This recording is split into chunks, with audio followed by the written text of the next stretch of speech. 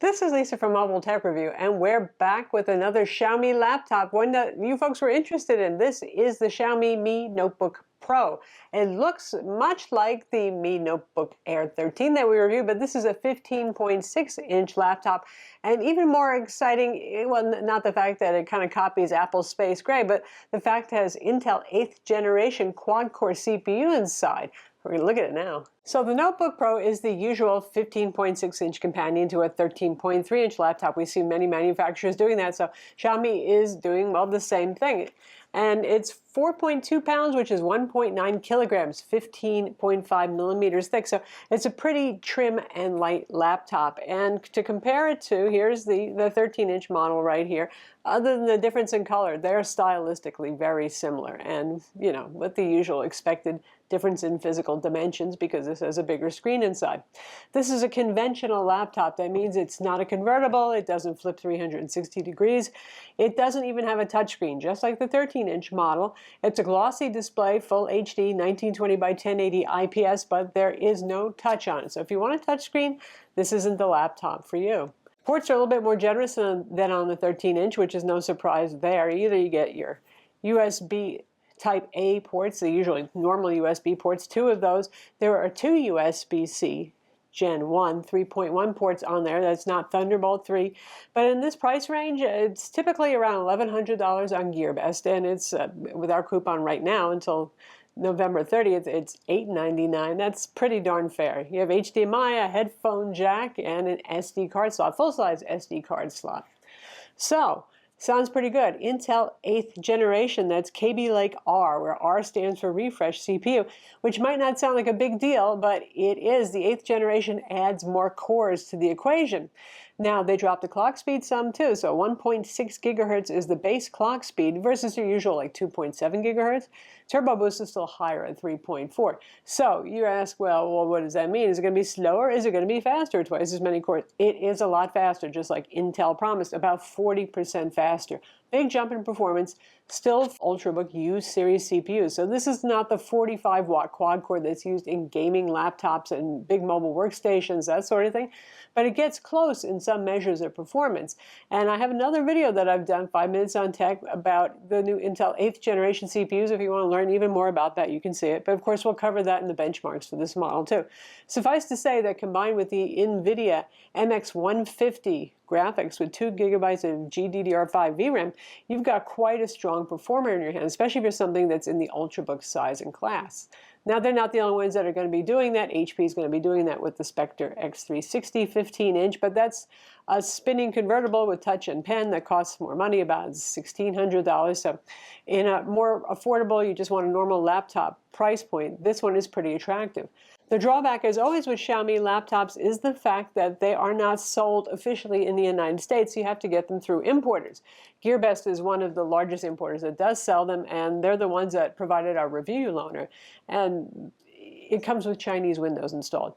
You could go ahead and install an English language pack on top of that. I suggest always going to Microsoft's website, downloading an ISO, an installable copy of Windows 10 on a flash drive. You can do that free. You don't have to provide a license number or anything like that. And wipe out the drive and just start fresh. And you have a clean copy of Windows. So those of you who are paranoid about Chinese spyware and all that sort of thing, well, you're wiping out the installation completely and starting from fresh. This is a regular Windows 10 Home Edition installation, by the way. It's not the single language edition. At first, it won't pick up the license key from the BIOS, but it eventually does. So just say, I don't have a key if you're installing it. And then later on, once you boot up and you're done, it'll automatically activate itself. It's a legit copy of Windows here that you've got. So that's the challenging part. So this is obviously for those of you who are a little bit more comfortable with that sort of thing, you IT types, those of you who have installed Windows, installed it before on machines. Let's talk about the rest of the internals and the specs by actually, well, looking at the internals.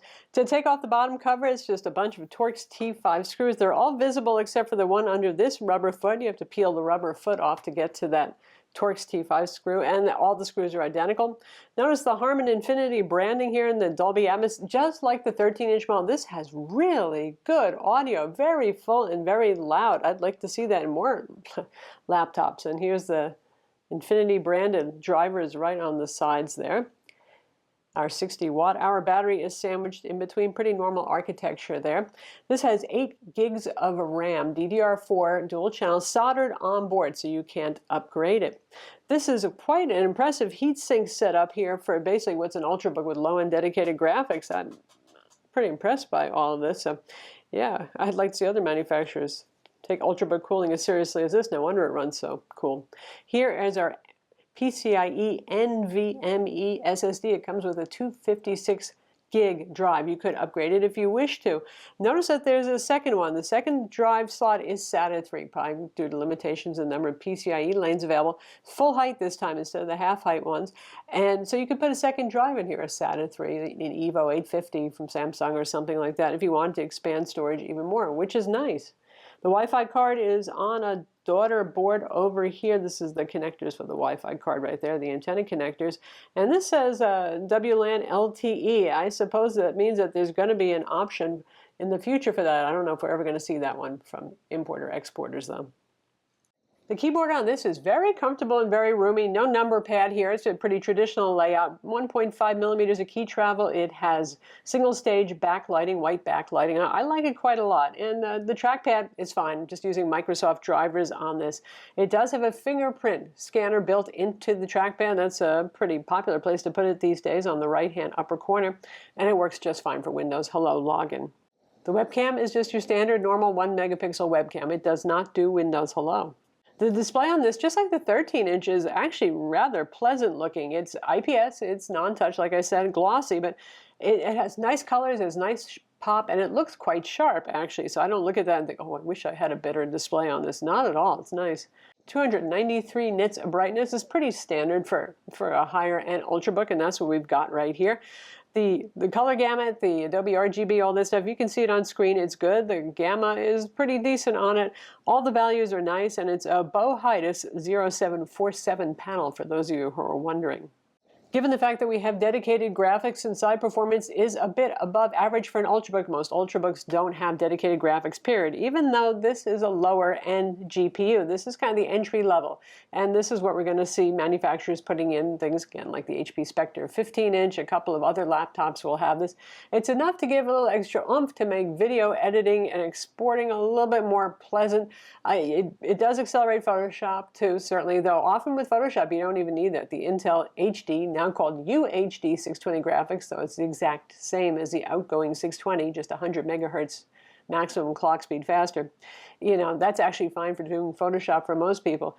It's enough to make games a little bit more pleasant, lower end games and older ones. Again, if you're going to play something like Skyrim or Bioshock Infinite, you can do that on medium settings, 720p. You can even push it to 1080p now, but this is about 30% improvement here over the 940 MX graphics that Xiaomi and other manufacturers used to use.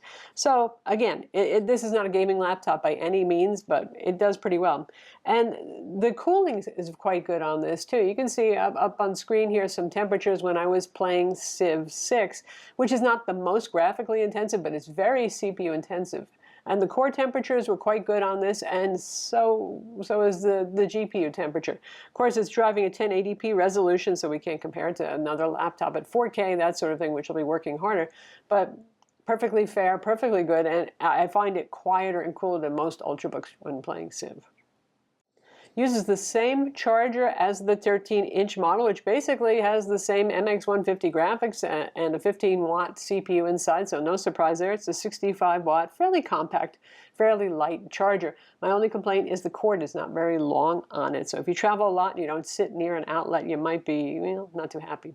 It does support fast charging. And it's a 60 watt-hour battery, and given the power that's inside, well, that's a bit more than you're getting with the 13-inch Xiaomi by about 10 watt-hours.